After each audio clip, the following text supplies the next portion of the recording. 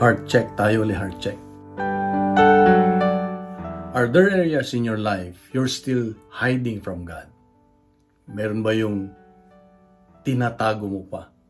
Yung parang okay ka naman on the outside, you look good outside, but inside, may parte pa rin na kung ayaw mong i-let go. Siguro isang habit, isang choice, yung mga choices mo, some attitudes, ugali.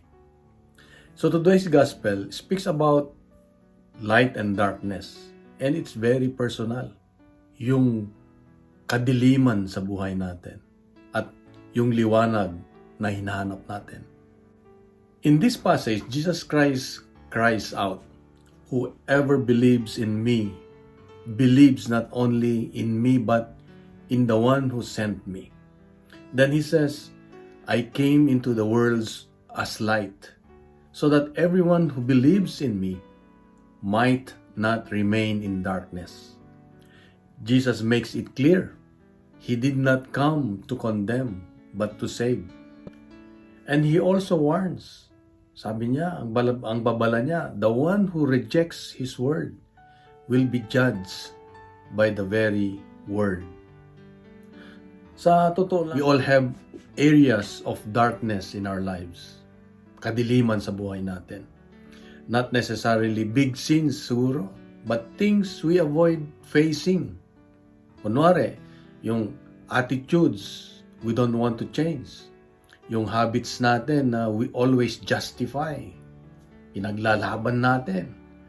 Yung truths we ignore. Yung alam nating tama pero hindi natin ginagawa. Sinusundan pa rin natin yung mali. Why? Because stepping into the light can feel uncomfortable. Para bang naalibadbaran tayo pag may liwanag na nakikita natin. It requires honesty. It requires humility. It requires change. Today, Jesus reminds us, God's light is not meant to expose you to shame. Hindi ka para pahiyain. It is meant to lead you to freedom. Kasi pag nasa kadiliman tayo, hindi tayo malaya. Hindi ka malaya. Hindi ka niya nilalantad para mapahiya. He brings light so you can heal, grow, and be restored. If you want to live in God's light, start with small, honest steps. Una, acknowledge one area you need to change. Ano ba yung dapat baguhin mo? Dapat tanggapin mo na meron kang dapat baguhin.